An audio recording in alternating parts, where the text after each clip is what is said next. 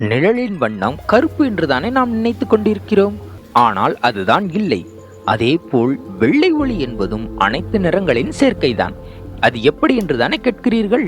வாருங்கள் பார்ப்போம்.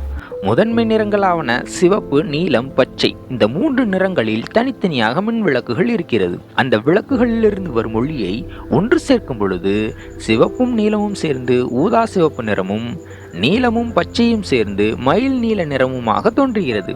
இந்த முதன்மை நிறங்கள் 3ம் சேர்ந்து நடுவில் வெண்மையாக தோன்றுகிறது.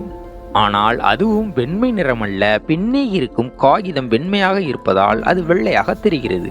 அதுவே வேறு வேறு நிறமாக இருந்தால் அந்த நிறம் மட்டுமே தெரியும், வெள்ளை தெரியாது. ஒளியில் வெள்ளை என்பது ஒரு நிறம் அல்ல.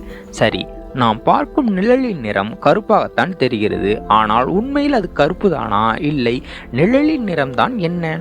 சரி, இங்கு பாருங்கள். முதன்மை நிறங்களின் ஒளி ஒன்றுக்கொன்று சேர்ந்து வண்ண நிழல்கள் தோன்றுகிறது.